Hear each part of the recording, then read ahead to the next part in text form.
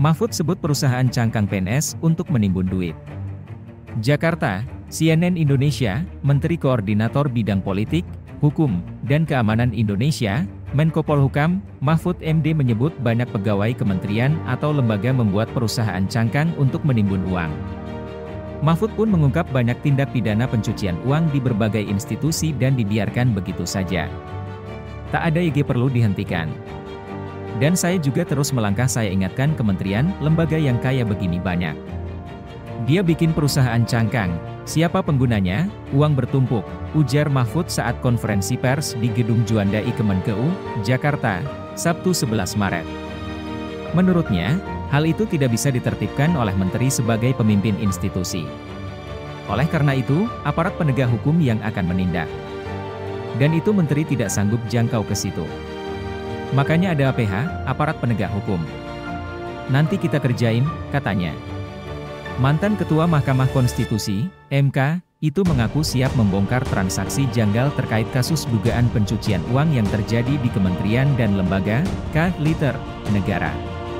Tak hanya itu, Mahfud juga mengaku memiliki data kasus pencucian uang di banyak kementerian dan lembaga lain di luar Kementerian Keuangan, Kemenkeu.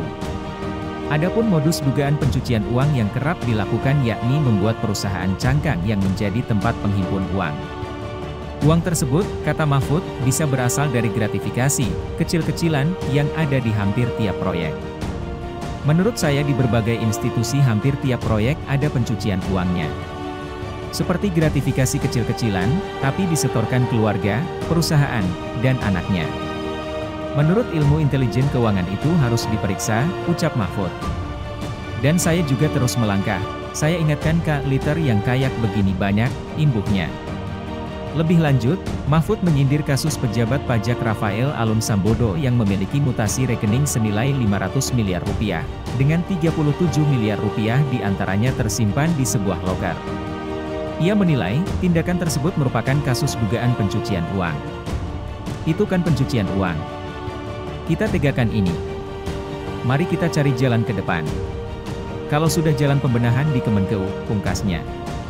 Sebelumnya, Mahfud mengatakan ada transaksi mencurigakan 300 triliun rupiah di lingkungan pegawai Kementerian Keuangan berdasarkan laporan dari Pusat Pelaporan dan Analisis Transaksi Keuangan, PPATK. Mahfud menyebut transaksi janggal itu melibatkan 467 pegawai Kementerian Keuangan. Paling banyak berada di lingkungan Ditjen Pajak dan Ditjen Bea Cukai.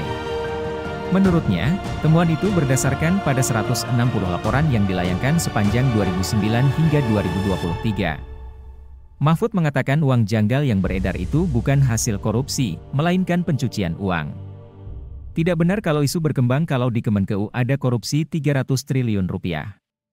Bukan korupsi, tapi pencucian uang, kata Mahfud dalam konferensi pers di kantor Kemenko Polhukam, Jakarta, Jumat 10 Maret.